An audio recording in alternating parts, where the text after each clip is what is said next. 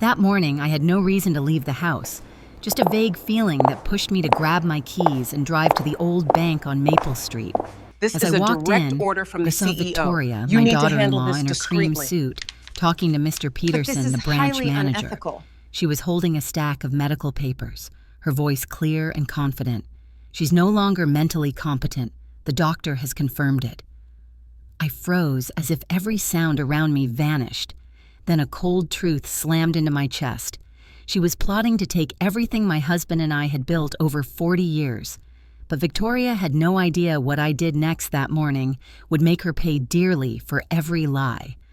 My name is Martha Washington. I'm 67 years old, a widow for almost 7 years now. I live in a small white house in the suburbs of Portland, Oregon, where my husband William and I once planted rose bushes along the porch. Before retirement, I was an elementary school teacher for 35 years at Oakwood Elementary, just 3 blocks from where we live. My life is simple and steady. Make coffee, read the paper, tend to my garden, then volunteer at the local library twice a week. I never imagined I'd witness what I did that morning. My own daughter-in-law standing in a bank, calmly burying my dignity and freedom with a stack of forged documents. Before I walked in, I thought I'd just stop by for a few minutes to check the savings account William and I opened back when he was alive. I still prefer banking in person over online, partly because I like talking to real people and partly because I can feel a little of our shared memories there.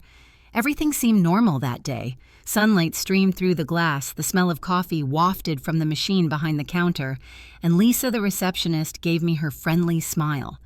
I had no idea that a few more steps would take me straight into a nightmare. I recognized Victoria immediately. She stood about 20 feet away, poised blonde hair, neatly pinned up, her voice crisp like a speech she'd practiced. Beside her was Mr. Peterson, the branch manager I'd known for years. I used to send him a Christmas card every year. Today, he was listening intently, nodding along. I slowed down and slipped behind the divider between 2 teller counters. I wasn't trying to eavesdrop. Instinct kept me from moving closer.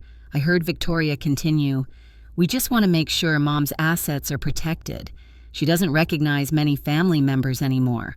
Dr. Whitfield recommended we move forward with legal guardianship before there's a financial risk." I nearly stopped breathing. Dr. Whitfield. I've never seen any doctor by that name. A chill ran down my spine as through the gap between the panels I saw her open the file and present it to Mr. Peterson. An official stamp, signatures, medical forms. She added with practiced sympathy, "This has been very hard for us, but it's necessary." "Us," I repeated silently.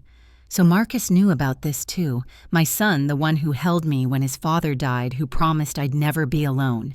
Now silently letting his wife stage this entire con. The room went blurry, as if someone had sucked the air out of it. My heart pounded, my hands shook. I gripped my purse strap to steady myself. In my head, I heard William's voice, "Don't let anyone lay a hand on what we worked for Martha." I took a deep breath. I couldn't just stand there hiding like a criminal in my own bank. I stepped out. The flat heels of my shoes clicked sharply on the polished tile. Heads turned. Mr. Peterson looked surprised. Victoria whipped around. For a second, her face went pale, then snapped into a fragile smile. "Mom, what are you doing here?" Her voice caught stiff and unnatural. I straightened, clutching my bag. "I came to check my own accounts," I said, calm enough to surprise myself. "And you seem to be doing that for me." The lobby's air went heavy. Mr. Peterson glanced between us, clearly uneasy. Victoria tried a smile. "Oh no, you've misunderstood. I was just making sure everything's safe. The doctor said you've been—" I cut her off firmly. "I've never seen any doctor named Whitfield, and I haven't authorized anyone to handle my finances. It seems we have a serious mix-up here." Mr. Peterson cleared his throat and turned to Victoria. "Mrs. Washington is correct," Victoria faltered, looking down at the folder, then up again with a shaky smile. "There must be a misunderstanding. I was just trying to get things ready in case she gets confused." My voice dropped harder. "Confused? Like confusing my actual signature with this one?" I held out my hand for the documents. Sensing something wrong, Mr. Peterson passed them over. I flipped through quickly, and within seconds I saw it. The signature was fake sloppy strokes missing the distinctive curl I've used my entire life. My pulse jumped. I looked Victoria dead in the eye. "You forged my signature." Her lips quivered. She forced a laugh. "No, Mom. Maybe a teller." "Don't call me Mom," I said ice cold. "Someone trying to bury me alive while I'm still breathing doesn't get to call me that." The lobby fell silent. Lisa froze behind her counter. Mr. Peterson looked down at the file in my hands, then said more sternly, "Mrs. Washington, I think we should pause this process and verify everything." I nodded, never taking my eyes off Victoria. She swallowed and stepped back, clutching her purse. I saw her gaze wobble. Her confidence peeled away. I stepped closer, low enough for only her to hear. "You just signed your own sentence, Victoria." I turned to Mr. Peterson, crisp and clear. "Please freeze every account tied to my name and restrict access to anyone other than me. I'll provide proper identification today." He nodded immediately and signaled a staffer. While he did, Victoria mumbled something incoherent and hurried out, her steps uneven. As the glass door closed behind her, I stayed put. My body shook, not from fear, but from a cold, steady anger that felt almost like calm. I knew everything had changed. I walked out with the file in my hand and crossed the lot. Sunlight flashed off the hood of my car, making me squint. I sat behind the wheel and gripped it tight. My heart still hammered, but I knew I'd just secured the first weapon in a fight they didn't realize they'd started. The drive home felt longer than usual. Cold air slid in through the cracked window, carrying the scent of the old neighborhood. In the rearview mirror, I saw my own face, tired but not weak. A woman who'd lost a husband and lived with loneliness can endure a lot, but she will not be declared incompetent so someone else can steal what she built. And I knew that morning was only the beginning. If Victoria thought I'd sit quietly while they erased me, she was about to learn the most expensive lesson of her life. Never come for a woman you think is frail when she still remembers every number, every signature, and every secret in the bank. I first met Victoria 8 years ago. Marcus brought her home one Sunday afternoon in April. The cherry trees were blooming along our street, petals drifting in the mild breeze. I remember opening the door to see my son beaming next to a stunning young woman with sharp blue eyes and a practiced smile. She was about 30, then blonde hair falling in soft waves past her shoulders, wearing an elegant blue dress that matched her eyes. "Mom, this is Victoria," Marcus said, his voice filled with an excitement I hadn't heard since he was a boy. "The woman I've been telling you about." She extended her hand. "It's so wonderful to finally meet you, Mrs. Washington. Marcus talks about you constantly." Her grip was firm, her smile warm, but something in her eyes, something calculating, made me hesitate for just a moment. But I pushed the feeling away. My son was happy, and that was all that mattered. At dinner, Victoria charmed us with stories of her work in financial planning, her volunteer efforts at the local animal shelter, and her childhood in Connecticut. William liked her immediately, laughing at her jokes and nodding approvingly when she mentioned her father had been in the Navy just like him. "She's a keeper," William told Marcus later that evening as they stood on the porch. I was clearing dishes but could hear them through the open window. "Smart as a whip, and she seems to really care about you." I wanted to believe that. I truly did. But mothers have instincts that sometimes speak louder than reason, and something about Victoria felt like perfect wrapping on an empty box. The wedding was held in our backyard the following spring. William and I had planted lavender and climbing roses along the white fence years ago, and that day they bloomed as if on command. Victoria wore a simple lace dress, glowing in the sunlight. I told my best friend Evelyn that day, "I feel lucky Marcus found someone who's educated and ambitious." Everyone adored her. Polite, attentive, socially smooth. Family members whispered, "Your daughter-in-law is a gem." I felt proud, lucky even. Life stayed peaceful until William died. Heart attack. No warning. Just gone one Tuesday afternoon while working in the garden he loved. The roses he planted witnessed his last breath. After the funeral, the house felt frighteningly empty. The laughter doors opening morning greetings gone. Marcus visited often, and a few weeks later it was Victoria who suggested, "Mom, why don't we move in with you? The house is big, and I can take better care of you." I was surprised, touched. Not many people these days choose to live with their mother-in-law. I asked, "Are you sure I don't want to be a burden?" Victoria smiled, touching my shoulder. "Not at all. We want to be close." I believed her. I believed the way mothers do when they want to see the good in their children's choices. So they moved in. At first it was pleasant. Victoria woke early, made breakfast, asked if I wanted tea or coffee. She called me Mom in a sweet, sincere tone that made it hard not to respond. Evenings, the three of us ate together, talking about work, neighbors, and memories of William. Sometimes I'd look at Marcus's smile and feel a rare peace. "You can rest now, William. Our boy is happy." Victoria even encouraged me to get out more. She signed me up for a senior yoga class nearby and bought me a new teal sweater. One fall evening on the porch, I told stories about the old days when William and I started our life together with nothing but determination and love. Marcus leaned on his wife's shoulder, smiling. The warm porch light over the three of us made me think I'd found home again. Then, like all things too good to be true, the changes crept in. It started small. One night, when I went to pay the electric bill online, Victoria said, "Mom, let me do it. I'm used to these websites. No risk of typing something wrong." She sounded reasonable. I nodded. Help is help. A few weeks later, she said, "Let me reorganize your financial papers, Mom. I can consolidate accounts so they're easier to track. Everything's online now." I hesitated, but Marcus chimed in. "Let Victoria handle it, Mom. She's great at this. She studied finance." So I gave her the file cabinet key. Then little by little, my online banking passwords. All because I trusted that a daughter-in-law helps her mother-in-law. At first, she reported every expense. She printed statements, left them on the kitchen table, even used pink sticky notes. Plumber, $85. Car insurance, $140. I appreciated the neatness. I even told Evelyn, "I'm so lucky my daughter-in-law handles everything. I don't have to worry." I didn't realize I was cutting the last thread between me and my autonomy. Time passed and the help became habit. Every new bill, "I'll handle it, Mom, you rest." Then she started retrieving my bank mail. She said, "Mail's mostly ads now. I'll screen it first. Saves time." I nodded, unconcerned. I trusted too much.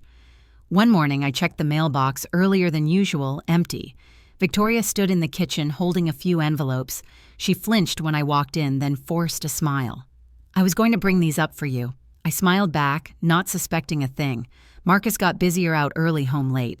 Victoria ran the house. Meals, finances, repairs, taxes. I felt like a guest in my own home, but told myself the kids want to help. Nothing wrong with that. Late one night, trying to confirm a routine checkup, I found my bank email password had changed. I asked Victoria. She smiled. "I updated security. Don't worry, I saved everything." I nodded, though something felt off. I pushed the doubt away. But the truth is, every time I gave up a small bit of control, I handed Victoria a bigger piece of power. I remember New Year's Eve when I wanted to donate to William's favorite charity. Victoria stopped me. "Mom, wait until the new year. We've got lots of expenses at the end of the month." I stayed quiet. For the first time in my life, I felt like I had to ask permission to use my own money. Only when I sat in that bank and saw her holding papers with my name stamped on them did I realize this had been set up for a long time. Every small step, every sweet word, every beautiful gesture, just a polished cover for a scheme I helped enable. The worst part wasn't the betrayal. It was knowing I'd smiled and opened the door for the betrayer to walk right in. I don't know exactly when things went off track, but the smallest details always spoke first. One morning after the bank incident, I was alone in the kitchen when I noticed Victoria had left her laptop open. I normally wouldn't look, but something pushed me to glance at the screen. A bathroom remodel website was open, luxury fixtures, Italian marble, a shower system that cost more than my first car. And there, in the corner, a note, "For master bath renovation budget, $45,000. I froze. Master bath. The only master bathroom was in my bedroom. I clicked to another tab, an email confirmation for a consultation with Luxury Renovations. Once the paperwork goes through, it began. What paperwork I knew, then they weren't just planning to control my money. They were already spending it. I closed the laptop carefully and went to my room, my hands trembling slightly. I pulled out the old jewelry box William gave me on our 10th anniversary. Inside, beneath my mother's pearls, was a small key. William had always been cautious. Keep something aside, Martha. Something no one knows about. The key opened a small safe hidden in the closet. Inside was a USB drive and an envelope. The drive contained copies of our most important documents, deeds, insurance policies, investments. The envelope held $5,000 in cash and a handwritten note from William. If you're reading this, I'm gone, and you need this protection. Not everyone has your best interests at heart, even family.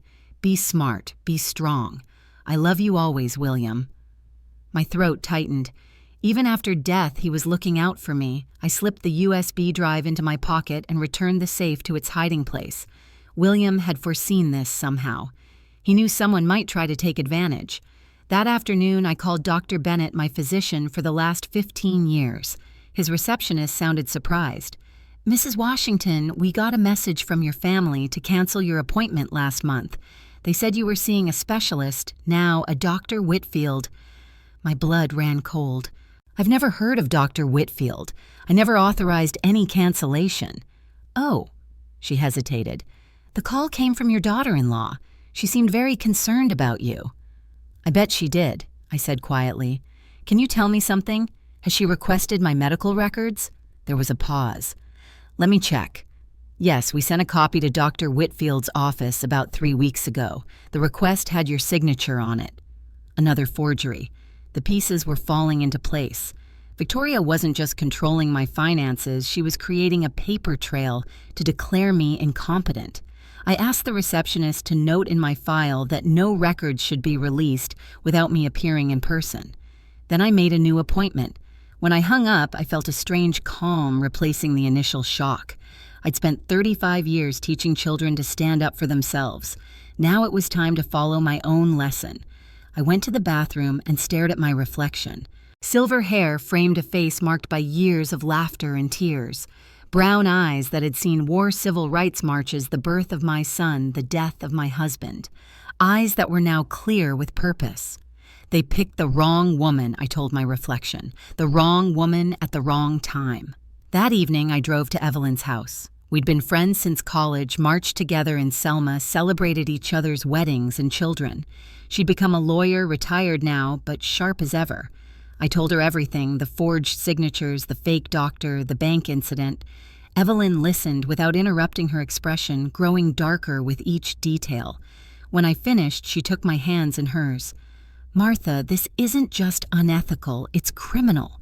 This is elder financial abuse, and it's against the law. What should I do? I asked. Don't confront them yet, she said firmly. We need to gather evidence first. Act normal, but document everything. And whatever you do, don't sign anything Victoria or Marcus gives you, not even a birthday card. I nodded. I need to protect what William and I built. Not just your assets, Evelyn said, her eyes fierce. Your dignity, your independence. She was right. This wasn't just about money. It was about my right to exist as a complete person, not as someone's inconvenient burden. Evelyn helped me make a plan. First, secure copies of all important documents. Second, set up a new email account Victoria didn't know about. Third, open a new bank account at a different bank. And Martha, Evelyn said as I was leaving, install cameras in your house. Small ones. You need to record what they say when they think you're not listening. The idea made my stomach turn, spying in my own home. But I knew she was right. I needed proof. The next day, I went to an electronics store and bought 2 small security cameras disguised as clock radios. The young man who helped me seemed to understand without me explaining too much. My grandmother had a similar situation, he said quietly as he showed me how to set them up. People don't always respect their elders. I placed one in the living room and one in the kitchen, the places where most conversations happened. The cameras connected to an app on a new phone I bought, one Victoria didn't know about. That night, I lay in bed listening to the house settle. The home where I'd raised my son, loved my husband, built memories now, a place where I needed hidden cameras to protect myself from family. I thought of all the times I'd trusted Victoria, all the moments I'd handed over a little more control. How had I not seen it? Perhaps because when you love someone, you see what you want to see, not what's really there. As I drifted off to sleep, I made a promise to William and to myself I would fight back. Not just for my assets, but for every woman who'd been silenced, every elder who'd been dismissed, every person told they were confused when they were perfectly clear. The next morning, I checked the camera footage. Victoria and Marcus were in the kitchen late the previous night. "Mom seemed upset after the bank," Marcus said, his voice worried. "Do you think she suspects something?" Victoria's laugh was cold. "Of course not. She's just confused. That's why we're doing this, remember? For her own good." "I don't know, Vic. Maybe we should just talk to her about the money, ask her directly." Victoria's voice hardened. "And say what? Hey, Mom, we're drowning in debt. Can we have your house?" She'd never agree. "The guardianship is the only way. Trust me, once the papers go through, she'll be comfortable in Pinewood Acres and we'll have a fresh start. This house alone will clear all our debts with plenty left over." Pinewood Acres, the assisted living facility on the edge of town. They weren't just planning to take my money, they wanted to put me away. "What about Zoe?" Marcus asked, mentioning my 12-year-old granddaughter. "She loves her grandmother." "She can visit on weekends," Victoria said dismissively. "Besides, we'll tell her it's what the doctors recommended. Kids believe what you tell them." I stopped the video, my hands trembling with anger. They were planning to take everything: my home, my freedom, even my relationship with my granddaughter. I took a deep breath, steadying myself. Now I knew. Now I had proof. And knowledge, as I always told my students, is power. Later that morning, I heard Victoria on the phone in the living room. I stood quietly in the hallway, listening. "Yes, we'll need to move quickly," she said. "The old woman nearly caught us at the bank. No, she doesn't suspect the full plan. Yes, I have her signature on several documents already. The next appointment with Dr. Reynolds is Thursday. He'll sign whatever we need if we pay him enough." Dr. Reynolds. Another name I didn't recognize. Another piece in their elaborate scheme. I slipped back to my room and made notes of everything I'd heard. Names, dates, places, each detail a brick in the wall of evidence I was building. That afternoon, Victoria knocked on my bedroom door. Her smile was sweet, concerned. "Mom, are you feeling all right? You seemed upset yesterday." I gave her my best confused smile. "Did I? I don't recall being upset." A flash of satisfaction crossed her face. My apparent memory lapse confirmed her narrative. "Well, I've scheduled a checkup for you with a wonderful doctor. Dr. Reynolds. He specializes in senior care." "That's thoughtful," I said, keeping my voice even. "When is it?" "Thursday at 2. I'll drive you, of course." "Of course," I echoed. "Thank you, dear." She patted my hand condescendingly. "That's what family is for." After she left, I called Evelyn. "She's taking me to some doctor on Thursday," I whispered.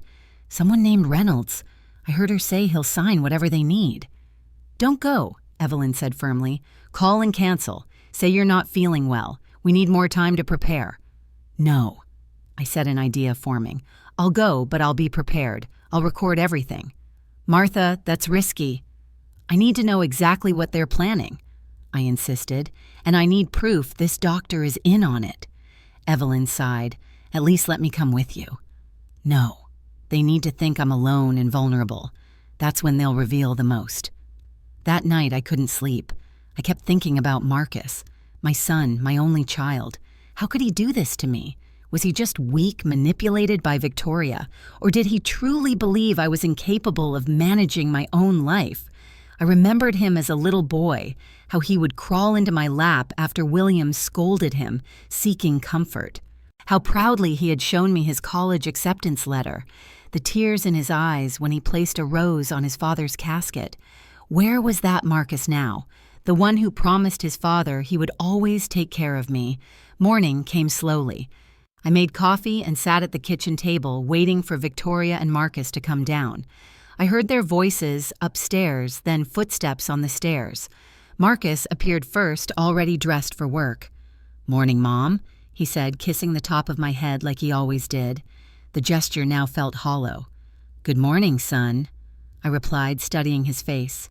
Did he look guilty? Uncomfortable? It was hard to tell. Victoria swept in wearing a crisp white blouse and navy slacks. "Morning, everyone.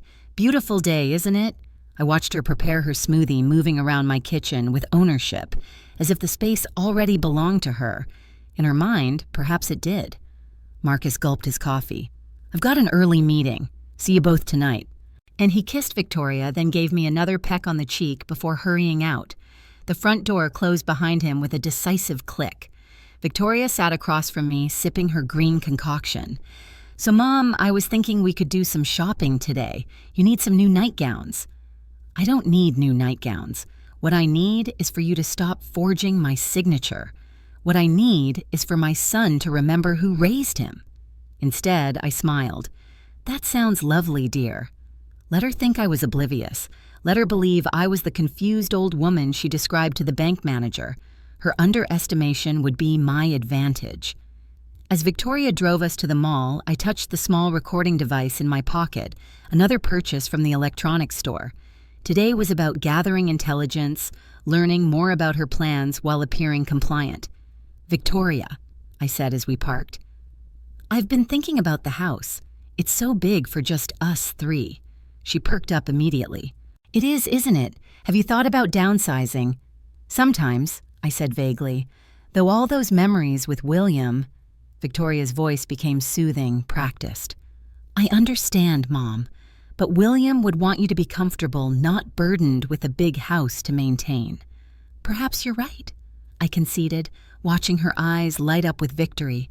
"What do you think would be best?" "Well," she said, trying to contain her excitement, "there are some lovely retirement communities, places where everything is taken care of, meals, cleaning, medical care." "Like Pinewood Acres?" I asked innocently. She hesitated, surprised I knew the name. "Yes, actually, it's quite nice. We could look into it if you'd like." "Maybe after my doctor's appointment Thursday," I suggested, "if Dr. Reynolds thinks it's a good idea." "Exactly," Victoria said, squeezing my hand. "Dr. Reynolds will know what's best. He's an expert in geriatric care." I let her lead me through the mall, buying nightgowns I didn't need with money that was mine, but somehow felt like hers. All the while, the recorder in my pocket captured her subtle suggestions that my memory wasn't what it used to be, that the house was too much for me, that I deserved to relax in a place where I'd be taken care of. By the time we returned home, I had a clear picture of Victoria's plan, convince Dr. Reynolds to declare me cognitively impaired, secure guardianship, move me to Pinewood Acres, and take control of all my assets, the house savings, everything William and I had worked for. What she didn't know was that I now had a plan of my own. That evening after dinner, I excused myself early, saying I was tired. In my room, I downloaded the day's recording to my new phone and emailed it to Evelyn. Then I called her. "I heard it all," I said quietly. "They want to put me in Pinewood Acres. They've already picked out a doctor to declare me incompetent." Evelyn was silent for a moment. Then she said, "Martha, it's time to fight back, not just defend, attack." "How they've been planning this for months, but now we know their plan," Evelyn said, her voice taking on the tone she used in courtrooms years ago. "And we're going to be ready." She outlined what we needed to do before Thursday, gather all the evidence, secure my most important possessions, and most critically be ready to confront Dr. Reynolds with the knowledge that I knew exactly what was happening. "And Martha," she added before hanging up, "remember who you are. You marched in Selma. You taught generations of children. You built a life from nothing with William. You're stronger than Victoria can imagine." As I lay in bed that night, I thought about strength. Not the kind that comes from youth or physical power, but the quiet strength that comes from enduring, from surviving loss and hardship, from knowing who you are when the world tries to tell you otherwise. Victoria had youth, beauty, and cunning on her side, but I had something she couldn't understand, the wisdom and determination of a woman who had already weathered the worst storms life could bring. Thursday was coming, the doctor's appointment that Victoria thought would seal my fate. But I wasn't going as a victim. I was going as a warrior. Thursday arrived with heavy clouds hanging over Portland, the sky a slate gray that matched my mood. I stood before my bathroom mirror, carefully applying my makeup. Not too much I wanted to look put together, not desperate. I chose a forest green blouse that William always said brought out the richness of my skin, paired with black slacks and sensible shoes. If I was going to war, I would wear my armor. The weight of the small recording device in my pocket felt reassuring. Technology, something Victoria assumed I couldn't understand, would be my shield today. Downstairs, Victoria was waiting, keys in hand, a smile plastered on her face that didn't reach her eyes. "Ready for your appointment, Mom?" Her voice dripped with artificial sweetness. "Of course, dear." I matched her tone, pleasant and vacant. "It's so thoughtful of you to take me." The drive to Dr. Reynolds' office took 20 minutes. Victoria filled the silence with meaningless chatter about the weather, her yoga class, how wonderful Dr. Reynolds was, with seniors like you. Each word felt like another brick in the wall she was building around me. Dr. Reynolds' office was in a modern medical complex on the outskirts of the city. The waiting room was elegant with plush chairs and abstract art on the walls, everything designed to convey legitimacy and expertise. Victoria checked me in at the reception desk while I took a seat, my hand brushing against the recorder in my pocket to ensure it was running. I observed everything, the receptionist's slightly too familiar nod to Victoria, the way they exchanged knowing glances. This wasn't Victoria's first visit here. "Mrs. Washington," a nurse appeared, chart in hand. "Dr. Reynolds will see you now." Victoria immediately stood. "I'll come with you, Mom." "Actually," I said gently, "I'd prefer to speak to the doctor alone first. Medical privacy and all that." Victoria's smile faltered. "But Mom, I need to make sure you understand what the doctor tells you." I patted her hand. "I taught 5th grade for 35 years, dear. I think I can understand basic medical information. You can join us after the initial consultation." The nurse glanced between us, uncertain. I held Victoria's gaze steadily until she relented. "Fine," she said with a tight smile. "I'll wait here." The nurse led me to an examination room where I waited only briefly before Dr. Reynolds entered. He was younger than I expected, perhaps 40, with carefully styled hair and an expensive watch peeking out from beneath his white coat. "Mrs. Washington," he said, shaking my hand. "I'm Dr. Reynolds. Your daughter-in-law has told me so much about you." "Has she?" I replied pleasantly. "I'm curious what exactly she's told you, considering this is our first meeting." He smiled smoothly. "Just that you've been experiencing some memory issues, confusion about finances, that sort of thing. All very normal at your age." "My age," I repeated. "And what diagnosis have you already written in that chart, the one you prepared before meeting me?" His smile flickered. "I'm not sure what you mean." "Let me be direct, Dr. Reynolds," I said, keeping my voice calm but firm. "I know why I'm here. Victoria wants you to declare me incompetent so she and my son can take control of my assets. The question is, how much is she paying you to betray your medical ethics?" The color drained from his face. "Mrs. Washington, that's a very serious accusation." "It is." I agreed, pulling out my phone, which is why I've recorded our conversation just as I've been recording Victoria's discussions about your arrangement. I also have copies of documents where she forged my signature and evidence of her attempts to access my accounts without authorization. I leaned forward. "Now I have 2 options for you, Dr. Reynolds. Either you write in that chart that I am completely competent and of sound mind, or the medical board will receive evidence of your involvement in elder financial abuse, which would likely end your career, wouldn't it?" He stared at me, shock evident in his eyes. Clearly, he wasn't used to supposedly feeble old women fighting back. After a long moment, he set down his clipboard. "Mrs. Washington, I think there's been a misunderstanding. The only misunderstanding," I said, "is that you thought I would be an easy target. I may be 67, but I marched in Selma, Dr. Reynolds. I've faced down men with fire hoses and police dogs. Did you really think I'd roll over for a corrupt doctor and my greedy daughter-in-law?" His professional demeanor crumbled. "She told me you were experiencing advanced dementia, that you were a danger to yourself. And you took her word without any prior medical records, without consulting my actual physician of 15 years. I shook my head. "That's not a misunderstanding, that's malpractice." Dr. Reynolds sank into his chair, his expression shifting from shock to resignation. "What do you want from me? The truth in my medical record, a statement that you found me to be perfectly competent with no signs of cognitive decline, and I want a copy before I leave this office." He hesitated, then nodded. "I'll prepare it right now." "And one more thing," I added. "When Victoria asks about our conversation, you'll tell her exactly what she wants to hear, that I'm confused, that I need supervision. Let her believe her plan is working." "Why would you want that?" I smiled thinly. "Because, doctor, sometimes you need to give someone enough rope to hang themselves." After Dr. Reynolds wrote his assessment confirming my full competence and provided me with a signed copy, I allowed him to call Victoria into the room. I sat quietly playing the role of a confused elderly woman while he fed her exactly what she wanted to hear. "Mrs. Washington shows signs of cognitive impairment consistent with early-stage dementia," he said, avoiding my eyes. "I recommend supervision of her finances and medical decisions." Victoria couldn't hide her triumph. "I knew it," she said, squeezing my hand with false sympathy. "Don't worry, Mom, we'll take care of everything." I maintained my facade of mild confusion mixed with resignation. "If you think it's best, dear." On the drive home, Victoria was jubilant, barely able to contain her excitement. "Dr. Reynolds is one of the best geriatric specialists in the state," she said. "It's good we caught this early." "What happens now?" I asked, my voice deliberately faint. "Now we make sure you're taken care of," she replied smoothly. "Marcus and I will handle the paperwork. There's a place called Pinewood Acres. It's like a resort for seniors. You'll love it."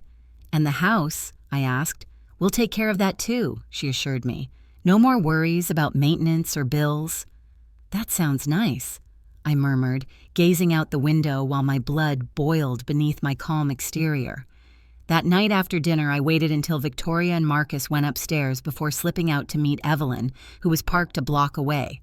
I handed her the recorder and Dr. Reynolds' actual assessment. "You got him to write an honest evaluation?" Evelyn asked, impressed. "Turns out his ethics were for sale, but so was his fear of losing his medical license," I replied. "Martha, this is gold," she said, reviewing the documents. "But what's your next move? They think they've won. They'll start the guardianship proceedings any day now." "Let them," I said. "I want to see how far they'll go. I want every piece of evidence possible before we stop them." "That's risky," Evelyn warned. "Once they file those papers, it creates complications." "I know. But I need more than just Victoria on record. I need to know if Marcus is fully complicit or just weak." Evelyn squeezed my hand. "Be careful. Come stay with me if you feel unsafe at any point." "I will," I promised. When I returned home, I found Victoria in my bedroom opening drawers and rifling through papers. "Looking for something?" I asked from the doorway. She jumped, startled. "Oh, Mom, I was just looking for your insurance card for the Pinewood Acres application." "Top drawer of my desk," I said, "where it's always been." "Right," she said with a nervous laugh. "I forgot." As she hurriedly left the room, I noticed she'd been searching through my jewelry box nowhere near where any insurance information would be kept. She was looking for valuables, cataloging what she could take. The next morning, I found her and Marcus in the kitchen speaking in hushed tones. They fell silent when I entered. "Good morning," I said cheerfully. "Beautiful day, isn't it?" Marcus looked uncomfortable. "Morning, Mom. Sleep well." "Like a baby." I lied. I hadn't slept well since discovering their betrayal. "What are you two whispering about?" "Nothing important," Victoria said quickly. "Just weekend plans." I poured myself coffee, watching them over the rim of my cup. Marcus couldn't meet my eyes. Victoria was better at deception, her smile firmly in place. "I was thinking," I said casually, "maybe we should look at that Pinewood place today. If that's where I'm going to live, I should see it right." Victoria exchanged a glance with Marcus. "That's a great idea, Mom. I'll call them for a tour." Marcus stood abruptly. "I have to get to work." "On Saturday?" I asked. "Big project," he mumbled, kissing Victoria quickly before heading for the door. Once he was gone, I turned to Victoria. "Is my son avoiding me?" "Of course not," she assured me. "He's just busy. Work pressure, you know." I said non-committally. "Victoria, could you help me with something today? I'd like to review my will. Make sure everything's in order." Her eyes lit up, though she tried to hide it. "Absolutely. That's a good idea at this stage." "This stage?" I repeated. "You mean my decline? I just meant at this point in life it's good to have everything organized." She backtracked. "For peace of mind." "Yes," I agreed. "Peace of mind is important. I want to make sure Zoe is provided for." Victoria's smile tightened at the mention of my granddaughter. Of course. Later that morning, Victoria drove me to Pinewood Acres. The facility was attractive from the outside modern architecture manicured grounds. But as we toured the inside, guided by a relentlessly cheerful administrator, I noticed the details Victoria hoped I wouldn't see. The residents with vacant expressions. The subtle but unmistakable smell of institutional living. The small rooms with minimal personal space. "This is our activities room," the administrator announced, showing us a space where elderly residents sat in a circle, listlessly tossing a ball back and forth. "We have daily engagement programs." Victoria squeezed my arm. "See, Mom, you'll never be bored." I nodded, playing along. "How often do residents receive visitors?" I asked the administrator. "Family can visit during designated hours," she replied. "Weekends are most popular, of course." "And what about leaving the grounds? Can residents go out whenever they wish?" The administrator hesitated. "Well, for residents in our memory care unit, we have security protocols for their safety. Outings are supervised." "Memory care unit," I repeated. "Is that where I'd be staying?" Victoria jumped in. "We haven't decided on the specific arrangements yet." But I already knew. This wasn't assisted living. This was where they locked away people who were inconvenient, whose assets could be liquidated while they sat tossing balls in a circle. On the drive home, Victoria chattered enthusiastically about how perfect Pinewood Acres would be for me. I made appropriate noises of agreement while silently vowing I would never set foot in that place again. That evening, Zoe came over for dinner. My granddaughter, 12 years old, with her father's warm brown eyes and a spirit that reminded me of myself at that age. Victoria had been surprisingly willing to have her over, probably to maintain the illusion of family harmony. Zoe hugged me tightly when she arrived. "Grandma, I missed you." "I missed you too, sweetheart," I said, holding her close. "How's school?" "Good, I got an A on my history project about the civil rights movement. I used those stories you told me about marching with Dr. King." Victoria interrupted. "Zoe, honey, Grandma's a little tired today. Why don't you help me in the kitchen and let her rest?" "I'm not tired at all," I countered. "In fact, I'd love to hear about your project, Zoe." Victoria shot me a warning look, but I ignored it. Over dinner, I engaged fully with Zoe, asking questions about school, her friends, her dreams. I was determined to show both her and Victoria that I was as sharp and present as ever. "Mom mentioned you might be moving to a new place," Zoe said suddenly. I caught Victoria's expression, a flash of annoyance, quickly covered by a sympathetic smile. "We're exploring options," Victoria said before I could answer. "Grandma needs some extra care these days." "But I like coming to this house," Zoe protested, "and Grandma seems fine to me." "Adults understand these things differently, honey," Victoria said dismissively. I reached for Zoe's hand.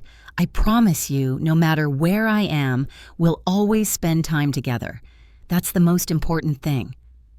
After dinner, while Victoria cleaned up, I took Zoe to the living room and quietly gave her a small package. "What's this?" she asked.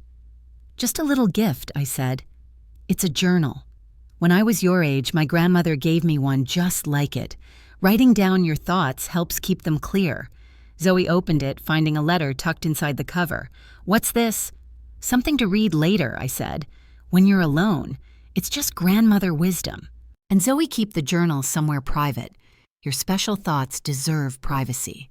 She nodded seriously, understanding there was more to my words than I could say openly. That letter contained the truth about Victoria's plans about my sound mind and instructions to show it to her father if anything happened to me. Zoe was young, but she was also wise beyond her years. I knew I could trust her. After Zoe left, I went to my room, exhausted from maintaining my facade. The emotional toll of pretending of watching Victoria manipulate everyone around her was wearing on me. But I couldn't falter now. I checked my hidden camera feeds, scrolling through the day's footage.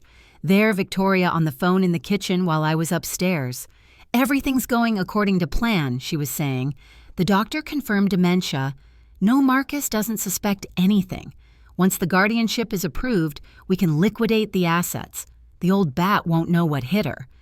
I watched as she laughed, discussing my future as if I were already gone. Then came the words that chilled me. "I've been moving her jewelry little by little. The good stuff you know, she hasn't even noticed.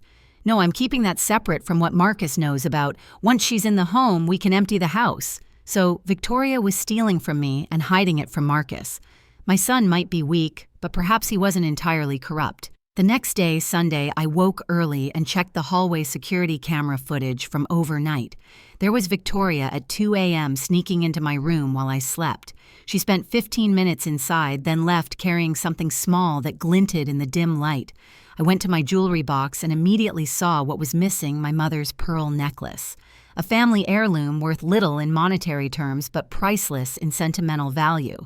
Rather than confronting her immediately, I decided to use this theft to my advantage. At breakfast, I casually mentioned, "I can't seem to find my mother's pearl necklace. Have either of you seen it?" Victoria's face was a study in practiced concern. "Oh no. Where did you last have it?" "In my jewelry box, where it always is," I said. "It's very special to me." "You know, Mom," she said gently, "this is exactly the kind of thing Dr. Reynolds mentioned. Misplacing items and forgetting where you put them." Marcus looked troubled. "When did you notice it was missing?" "This morning," I said. "I wanted to wear it to church." "I'll help you look later," Victoria offered, "but we should probably get ready for church now." At church, I deliberately separated from Victoria and Marcus, sitting instead with my friend Dorothy. During the greeting time, I whispered, "I need to speak with Pastor James alone. Can you distract Victoria for a few minutes after service?" Dorothy, who had known me for decades, nodded without question. After the final hymn, Dorothy engaged Victoria in conversation about the church bake sale, while I slipped into Pastor James's office. Pastor James had been our family's spiritual leader for 20 years. He had buried William and counseled Marcus through tough times in high school. "Martha," he greeted me warmly, "what can I do for you today?" "I need your help," I said simply, and told him everything. Victoria's scheme, the forged documents, the plan to put me in Pinewood Acres. His expression grew increasingly grave. "This is deeply troubling," he said when I finished. "What can I do?" "Be a witness," I replied. "If things escalate, I need people who know the truth, people Victoria can't manipulate." He nodded solemnly. "Of course. And Martha, would you like me to speak with Marcus? Perhaps he needs spiritual guidance." I considered this. "Not yet. I need to be sure of his role first. But please keep watch. Victoria has been isolating me from the congregation, claiming I'm not well enough to attend functions." "I've noticed your absence," he admitted. "I should have checked on you sooner." "You're checking now," I assured him. "That's what matters." When I returned home with Victoria and Marcus, I made another casual mention of the missing pearls. "I'm still upset about Mother's necklace. It's been in our family for generations." Victoria sighed with exaggerated patience. "Mom will find it, or maybe you gave it to someone you've been a bit forgetful lately." Marcus frowned. "Mom wouldn't give away Grandma's pearls." "People with dementia do unpredictable things," Victoria said, giving him a meaningful look. I watched my son's face carefully. There was doubt there, not about me, but about Victoria's assessment, a crack in her influence. That night, I heard them arguing behind their bedroom door. "You're pushing too hard," Marcus was saying. "Mom seems perfectly fine to me." "That's what makes dementia so insidious," Victoria replied. "They have good days and bad days. Dr. Reynolds explained this." "Still rushing her into Pinewood Acres. I visited that place once for a client. It's depressing as hell." "It's the best facility in Portland," Victoria insisted, "and it's what she needs. What if we just moved her into the guest house? She could have independence but still be close." "Marcus, we've been through this. She needs professional care. And frankly, we need the liquidity from the house. Your business isn't exactly thriving." Silence followed, then Marcus's defeated sigh. "I just want to do right by her." "We are doing right by her. She'll be safe and cared for and will finally be able to give Zoe the life she deserves. More silence then. What about Mom's pearls? She's really upset about them. She probably misplaced them, Victoria said dismissively. I'll look tomorrow. I returned to my room, troubled but somewhat hopeful. Marcus wasn't fully on board with Victoria's plan. He still had doubts, still had a conscience. I might be able to reach him. The next morning, I waited until Victoria left for her yoga class, then approached Marcus as he worked from home at the dining room table. Son, I said, sitting across from him, we need to talk. He looked up, wary. What's wrong, Mom? I know about Victoria's plans for me, I said directly. The guardianship, Pinewood Acres, selling the house. His face paled. Mom, it's not... Let me finish. I interrupted gently. I'm not angry with you. I'm worried about you. Victoria is manipulating you just like she's trying to manipulate everyone about my mental state. Marcus shook his head. Mom, you don't understand. Dr. Reynolds said what Victoria paid him to say, I stated flatly. I have proof, Marcus. Recordings of Victoria discussing her plans, documentation of forgeries, even Dr. Reynolds' true assessment of my cognitive state, which is completely normal for my age. His eyes widened. What are you talking about? I pulled out my phone and played one of the recordings Victoria discussing with someone how she planned to liquidate the assets once I was in Pinewood Acres. Marcus listened, the color draining from his face. This could be taken out of context. There's more, I said. Victoria has been stealing from me, Marcus. Small items at first, then more valuable things. My mother's pearls didn't go missing. Victoria took them. I have her on camera entering my room at 2 a.m. and leaving with them. No, he whispered, but I could see doubt blooming. Son, look at me, I said, reaching for his hand. Have I ever been confused when you've spoken with me? Have I forgotten important details, names, events? Have I shown any signs of cognitive decline? He hesitated, then slowly shook his head. No, you've always been, sharp as ever. Then why would you believe I suddenly need to be declared incompetent and put in a facility? Marcus put his head in his hands. Victoria said it was happening gradually, that you were hiding symptoms because you were afraid. The only thing I'm afraid of, I said softly, is losing my son to a woman who values money over family. He looked up, tears in his eyes. Mom, I don't know what to think anymore. Think about this, I said. Why would Victoria need to forge my signature if I'm as cooperative and confused as she claims? Why would she sneak into my room at night instead of simply asking me for items? Why would she isolate me from church friends who've known me for decades? I could see the realizations hitting him one by one, the inconsistencies in Victoria's story, the convenient diagnosis that served her financial interests. What about Zoe? He asked suddenly. Victoria said you might not recognize her soon.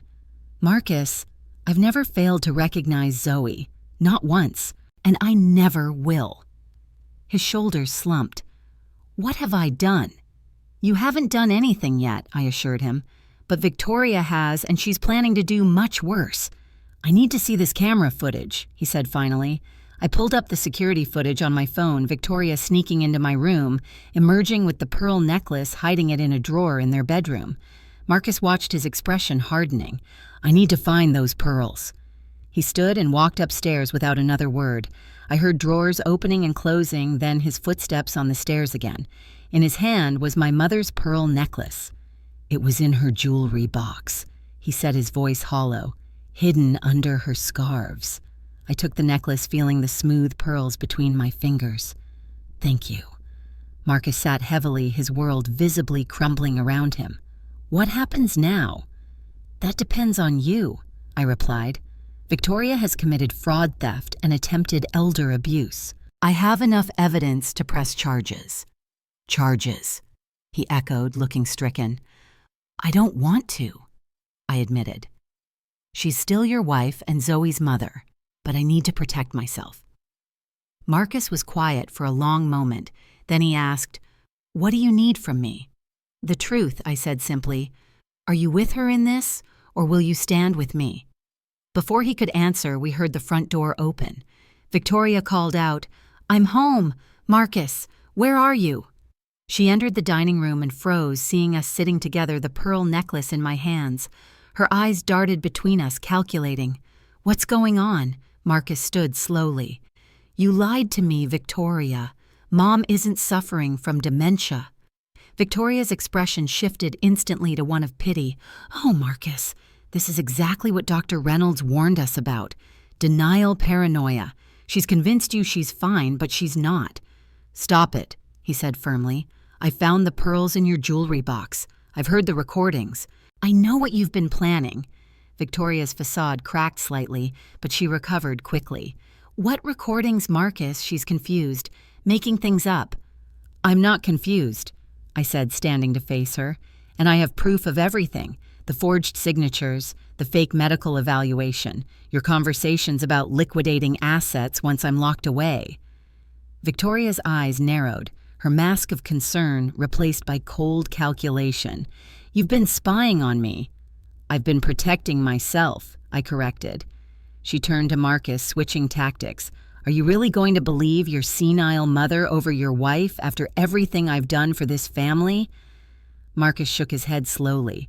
"The only person showing signs of manipulation here is you, Victoria." Her expression hardened. "Fine. You want the truth?" "Yes, I've been planning to get control of your mother's assets. Do you know why? Because we're drowning in debt. Your failed business ventures, the second mortgage I had to take out to cover your gambling debts, debts your mother knows nothing about." Marcus paled. "Victoria, stop." "No, let's have it all out," she spat. "Your precious mother is sitting on a gold mine while we can barely make ends meet. This house alone is worth almost $1 million. Add her investments, insurance policies, we could finally have the life we deserve." "The life you deserve," I echoed. "By stealing from me and locking me away." Victoria turned on me, her beautiful face twisted with contempt. "You've had your life. You're just a burden now, an old black woman using up resources that could give your granddaughter a future." Her words hung in the air, ugly and revealing. Marcus stepped between us. "That's enough, Victoria. Get out." "Excuse me," she scoffed. "Get out of this house." He repeated, his voice firmer. "Now, before I call the police myself." Victoria stared at him in disbelief. Then she laughed, a cold, brittle sound. "You're choosing her over me, over our family." "I'm choosing what's right," Marcus said quietly. "Something I should have done from the beginning." Victoria's eyes darted between us, calculating her options. Finally, she straightened, composing herself. "Fine. This isn't over. Not by a long shot." She stormed upstairs. We heard drawers slamming, closet doors banging. Within 15 minutes, she came down with a suitcase. "You'll regret this," she said from the doorway. "Both of you." Then she was gone, the door closing behind her with a decisive click. Marcus sank into a chair, looking shell-shocked. "Mom, I'm so sorry. I had no idea she was planning all this. I knew about the guardianship, but I truly thought it was because you needed help." "I know," I said, sitting beside him. "Victoria is very convincing." "What do we do now?" he asked, looking lost. "Now," I said, taking his hand, "we prepare." Because Victoria isn't the type to give up easily, and she just became more dangerous than ever. Marcus nodded slowly, the weight of the situation settling on him. "I'll call a locksmith to change the locks today." "Good," I agreed. "And tomorrow we see my attorney. Because Victoria was right about one thing, this isn't over." The storm clouds that had been threatening all day finally broke open, rain lashing against the windows. But inside, for the first time in months, I felt a sense of clarity. The battle lines were drawn. Victoria had shown her true self, and now, with my son finally on my side, I was ready to fight back with everything I had. The real war was just beginning. The morning after Victoria's dramatic departure, I awoke to unfamiliar silence. No sounds of her preparing breakfast downstairs, no carefully modulated voice calling up to ask if I wanted tea or coffee. Just the gentle patter of rain against the window pane and the soft creaking of the old house settling. For the first time in months, I breathed freely in my own home. Marcus had slept on the couch, unwilling to return to the bedroom he'd shared with Victoria. When I found him in the kitchen, staring blankly at a cup of cold coffee, I knew the weight of his wife's betrayal was still crushing him. "Did you sleep?" I asked, squeezing his shoulder gently. He shook his head. Every time I closed my eyes, I heard her voice. All those lies, all those plans. He looked up at me, his eyes red-rimmed. How could I have been so blind? I sat across from him, pouring myself coffee from the pot he'd made. Love blinds us sometimes, makes us see what we want to see. It wasn't just love, he admitted. It was weakness, fear. Victoria knew exactly how to manipulate me. What were you afraid of? Marcus hesitated, shame clouding his features. Failing. Victoria was right about one thing my business has been struggling. The economy, the pandemic. I lost clients. Started gambling, thinking I could make it back quickly. He swallowed hard. She covered for me. Paid my debts. Said she'd handle everything if I just trusted her. I reached across the table and took his hand. Why didn't you come to me? Pride, I guess. Didn't want to disappoint you and Dad. He was always so responsible, so successful. Marcus's voice cracked. And then Victoria suggested there was another way. Your house, your savings. She made it sound like it was for your own good, that you'd be safer, happier. And you believed her. I wanted to, he whispered. It was easier than facing what I'd done. We sat in silence for a moment, the rain tapping against the windows like gentle fingers. What happens now? Marcus finally asked. Now we meet with Evelyn, I said, my attorney. His eyes widened. You already have an attorney. I've been preparing for this confrontation for weeks, son. Did you think I just stumbled onto Victoria's scheme yesterday? For the first time, a flicker of his old smile crossed his face. I should have known. You always were 10 steps ahead. 2 hours later, we sat in Evelyn's downtown office. Floor-to-ceiling windows revealed a rain-washed Portland skyline, gray and subdued. Evelyn, elegant and sharp at 70, had been my friend since college, and a formidable attorney before her semi-retirement. So Victoria has left the house, Evelyn confirmed, making notes. That's good, but she'll regroup quickly. People like her always do. What do you think she'll try next? I asked. Based on what you've told me, she's invested too much in this plan to walk away. She'll likely try to file for guardianship anyway, claiming you manipulated Marcus, or that he's covering for your cognitive decline. Can she do that? Marcus asked, alarmed. She can try, Evelyn said. But we have evidence of her duplicity. The recordings, Dr. Reynolds' true assessment, the forged documents. She turned to me. Martha, you did excellent work gathering evidence. I had good motivation, I replied dryly. Nothing focuses the mind quite like fighting for your freedom. Evelyn's expression softened. I'm just sorry you had to do it alone for so long. Not anymore, I said, glancing at Marcus. Evelyn outlined our strategy file, a protective order to prevent Victoria from accessing my accounts or property. Formally notify Dr. Reynolds that any assessment he provided to Victoria was obtained under false pretenses, and prepare a counterclaim for elder abuse if Victoria attempted guardianship. What about criminal charges? Marcus asked quietly. The forgery, the theft? That's up to Martha, Evelyn said. We have enough evidence for a criminal complaint. I considered this carefully. Not yet. Let's see what Victoria does first. She's still Zoe's mother. I don't want to file criminal charges unless absolutely necessary. As we left Evelyn's office, my phone rang. It was Dorothy from church. Martha, I thought you should know. Victoria was just here talking to Pastor James. She was crying, saying terrible things about you and Marcus. That you're not well, that Marcus is under your influence. My heart sank. Thank you for letting me know, Dorothy. Is she still there? No, she left about 10 minutes ago. But Martha, some people were listening. She was quite convincing. I'm sure she was, I said grimly. When I hung up, I relayed the conversation to Marcus. She's trying to turn the church against you, he said angry, creating witnesses who'll testify to your supposed decline. It's what I would do in her position, I acknowledged. Build a narrative. Find allies, isolate the target. We need to talk to Pastor James immediately. No, I decided. Let's see how this plays out. Pastor James knows the truth. Let's see who reveals themselves as Victoria's supporters. Knowledge is power. Back home, we discovered Victoria had already made her first official move.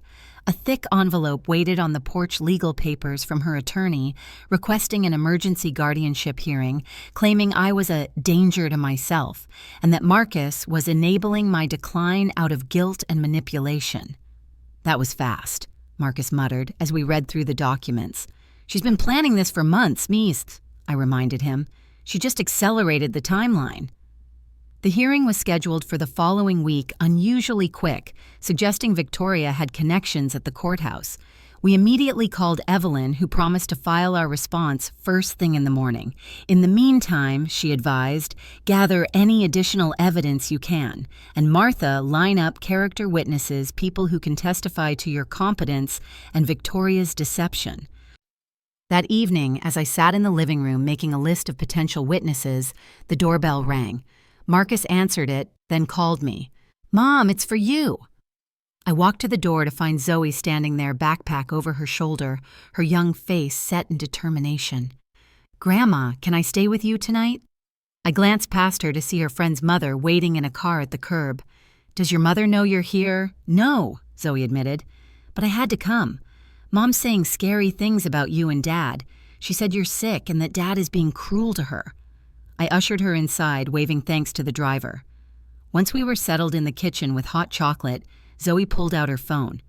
"I recorded her," she said, her voice small but firm, "when she was talking to some man I didn't know. I thought you should hear it." She pressed play, and Victoria's voice filled the kitchen, cold and calculating, nothing like the warm, maternal tone she used with Zoe. "The guardianship hearing is next week. I need you there ready to testify. Yes, I know what to say. Once the old woman is declared incompetent, getting control of the assets will be simple. No, Marcus won't be a problem. I've already started telling people he's unstable gambling addiction, you know. The house alone is worth close to $1 million, not counting her investments." Marcus's face darkened as the recording continued. When it finished, he looked at his daughter with a mixture of pride and concern. "Zoe, when did you record this?" "Today after school. Mom picked me up, but then she had to meet this man. She thought I was listening to music, but I wasn't." Zoe's eyes filled with tears. "Is it true? Is Grandma sick?" "No, sweetheart," I assured her, pulling her into an embrace. "I'm perfectly fine. Your mother is—" I paused, searching for words that wouldn't devastate her. "Mom is lying," Marcus said gently. "She wants Grandma's house and money, and she's making up stories to get them." Zoe nodded slowly. "I knew something was wrong. She's been acting strange for weeks, packing things secretly, making weird phone calls." I exchanged a look with Marcus over Zoe's head. This recording was crucial evidence, Victoria explicitly stating her intentions, but using it meant involving Zoe in the legal proceedings. "Zoe," I said carefully, "this recording is very important. It might help protect me from your mother's plans, but if we use it, you might have to explain to a judge how you got it." She straightened her young face, solemn. "I'll do it. Mom is trying to hurt you, and it's wrong." My heart swelled with pride and sorrow. Pride in her moral clarity, sorrow that she had to choose between her mother and the truth. "Let's not make any decisions tonight," Marcus said, sensing my concern. "For now, you can stay here and we'll figure out next steps in the morning." After getting Zoe settled in the guest room, Marcus and I spoke quietly in the kitchen. "Using that recording feels wrong," I admitted. "She's 12 years old. This is her mother." "I know," Marcus agreed. "But Victoria is involving Zoe whether we like it or not, filling her head with lies about us." "What kind of mother does that to her child?" I wondered aloud. "The kind who values money over family," Marcus said grimly, echoing my earlier words to him. The next morning, we sent Zoe to school with assurances that she could return to our house afterward. Then we headed to Evelyn's office with the new recording. Evelyn listened, her expression hardening. "This is damning evidence. Victoria explicitly states her intentions to defraud you." "But it was recorded by a minor without consent," I pointed out. "Is it even admissible?" "Oregon is a one-party consent state for recordings," Evelyn explained. "But you're right to be concerned about involving Zoe. Let me see if we can use this without her testimony." As we discussed strategy, Evelyn's assistant interrupted with urgent news. Victoria had just filed a police report claiming Marcus was unstable and had abducted Zoe. Abducted? Marcus was incredulous. She's my daughter.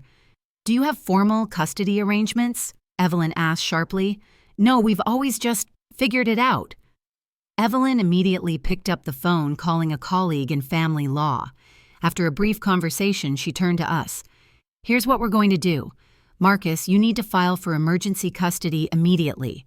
Martha, we need to accelerate our response to Victoria's guardianship petition. She looked at us both seriously. This just became a two-front legal battle. Victoria is using the police to try to get Zoe back and simultaneously pursuing the guardianship. It's a clever strategy. If the police deliver Zoe to her, it strengthens her claim that Martha is influencing Marcus inappropriately. What should we do about Zoe? I asked, concerned. For now, make sure she stays in school where she's safe. After school, bring her directly to my office. We'll file the emergency custody petition this afternoon. The next few days passed in a blur of legal filings, police interviews, and preparation for the guardianship hearing. Victoria escalated her campaign, telling anyone who would listen that I was suffering from dementia and that Marcus was under my manipulative influence. Some church members believed her, particularly those who hadn't seen me regularly since Victoria began isolating me. But others stood firm. Pastor James publicly refuted Victoria's claims, stating that he had spoken with me at length and found me as sharp and clear-headed as ever. Dorothy organized a group of church women to provide written statements about my mental acuity. Even my former students, now adults with children of their own, came forward with stories of my continuing mentorship and wisdom. Meanwhile, Marcus fought his own battle for Zoe. Victoria's claims of his gambling addiction, a problem he had indeed struggled with but had been addressing through therapy, made the custody situation complicated. But Zoe herself was unwavering, telling the family court evaluator that she wanted to stay with her father and grandmother. 3 days before the guardianship hearing, Victoria made her most audacious move yet. While Marcus and I were meeting with Evelyn, Victoria used her key to enter our house.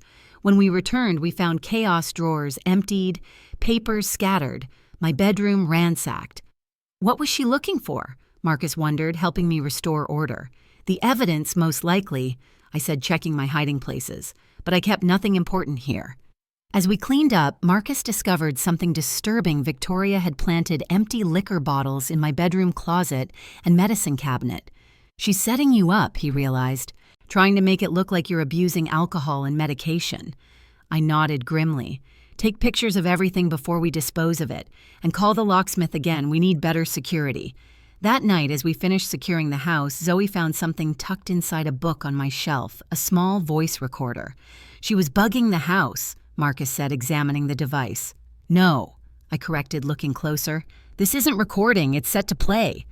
I pressed the button and my voice emerged from the tiny speaker, or rather a sophisticated imitation of my voice probably created using AI technology. I'm so tired. Can't remember things anymore. Maybe Victoria is right. Need to be taken care of. She was planning to discover this, I realized. Another piece of fabricated evidence. Marcus's face darkened with anger. Is there no limit to what she'll do?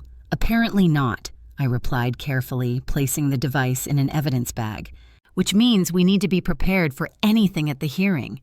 The day of the guardianship hearing dawned bright and clear, as if nature herself were illuminating the truth. I dressed carefully in a royal blue suit I'd worn when receiving a Lifetime Achievement Award from the school district years earlier. Pearls at my neck hair neatly styled, I looked every inch the dignified educator I'd been for 35 years. Evelyn met us at the courthouse, her silver hair gleaming, her burgundy suit impeccable.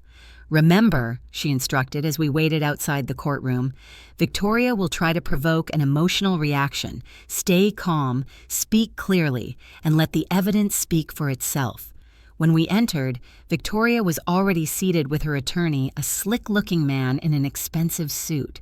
She wore a modest beige dress, her hair pulled back, the picture of concerned virtue. When she saw Marcus and me enter together, her expression flickered briefly with rage, before settling back into practiced concern. Judge Diana Coleman, a black woman in her early 60s, presided over the hearing. Her reputation for fairness and intolerance of legal games gave me hope. Victoria's attorney presented their case first, painting a heart-wrenching picture of a devoted daughter-in-law desperately trying to protect her confused mother-in-law.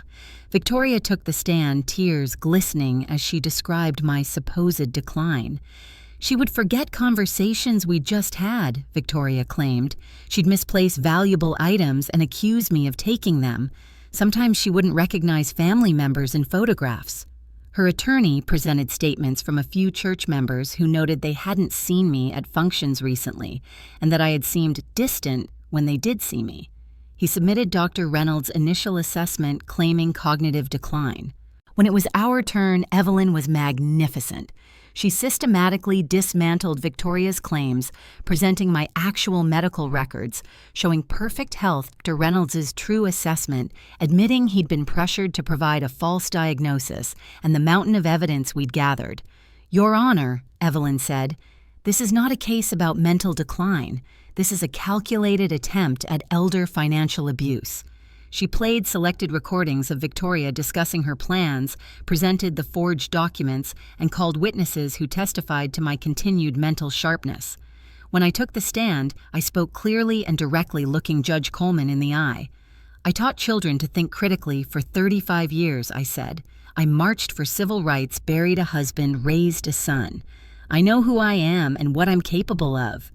Victoria saw an elderly widow and thought I would be an easy target. She was mistaken. Victoria's attorney tried to rattle me during cross-examination, suggesting Marcus was manipulating me, that I was paranoid that the recordings were taken out of context. I remained calm, answering each question with the same clarity I'd used addressing skeptical parents during decades of parent-teacher conferences.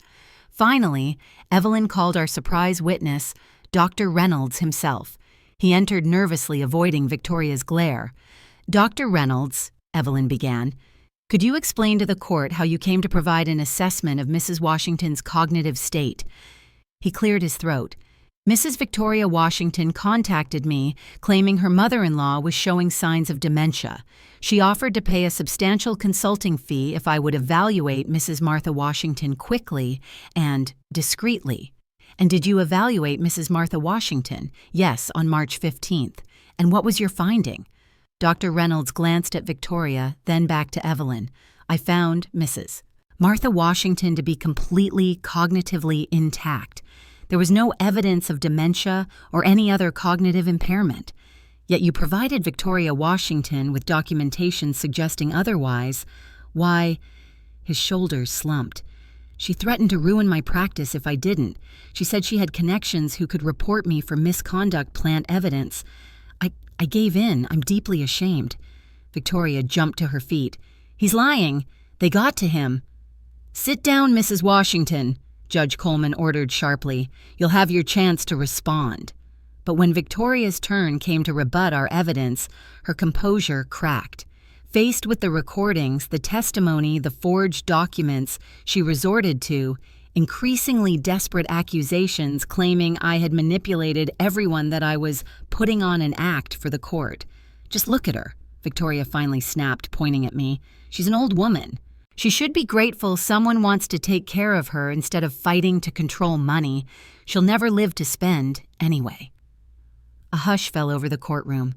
In that unguarded moment, Victoria had revealed her true perspective, that my age alone made me less deserving of autonomy, less entitled to my own property, less worthy of respect. Judge Coleman's expression hardened. After a brief recess to review all evidence, she returned with her decision. "The petition for guardianship is denied," she stated firmly. "Furthermore, I am issuing a protective order preventing Victoria Washington from accessing any of Martha Washington's financial accounts or property." She looked directly at Victoria. "I am also referring this matter to the district attorney's office for potential criminal charges related to attempted fraud and elder abuse." Victoria sat stone-faced as Judge Coleman continued, "Mrs. Martha Washington has demonstrated not only her complete competence, but also remarkable resilience in the face of a sophisticated attempt to deprive her of her autonomy and assets. To me, she added, "Mrs. Washington, this court commends your courage. Too many elders face similar situations without your resources or determination." As we left the courtroom, Victoria brushed past us, hissing, "This isn't over. You've ruined my life, and I'll ruin yours." Marcus stepped between us. "It's over, Victoria. Stay away from my mother and my daughter." Outside in the bright spring sunshine, I felt a weight lift from my shoulders. The immediate danger had passed. Victoria's scheme had failed. But I knew the emotional aftermath was just beginning, particularly for Marcus and Zoe. In the weeks that followed, life settled into a new rhythm. Victoria moved to Seattle eventually, agreeing to a divorce settlement that was far less generous than she'd hoped for. Marcus began attending Gamblers Anonymous and therapy to address the issues that had made him vulnerable to Victoria's manipulation. Zoe divided her time between our house and Victoria's new apartment, a painful arrangement for everyone but necessary for her well-being. She continued seeing a therapist who specialized in children caught in high-conflict divorces. As for me, I made a decision that surprised everyone except myself. I sold the big house on Maple Street not because Victoria had pushed for it, but because I chose to. The house held too many memories, both beautiful and painful. It was time for a new chapter. I bought a small lakeside cottage outside Portland, a place William and I had always dreamed of retiring to someday. The money from the house sale was more than enough, with plenty left to secure my future and establish trust funds for Marcus and Zoe. 1 year after the hearing, I stood on the deck of my cottage, watching the sunset paint the lake in shades of gold and crimson. The air carried the scent of pine and water, clean and revitalizing. Inside, photographs of William, Marcus, and Zoe adorned the walls, but the space was undeniably mine, arranged to my taste, filled with books and art I loved, designed for my comfort and independence. The screen door opened behind me, and Evelyn joined me at the railing. "It's beautiful here," she said, accepting the glass of iced tea I offered. "It is," I agreed. "Peaceful. Are you ready for tomorrow?" Tomorrow was the launch of the Martha Washington Elder Justice Foundation, established with a portion of my savings to help other seniors facing financial exploitation and abuse.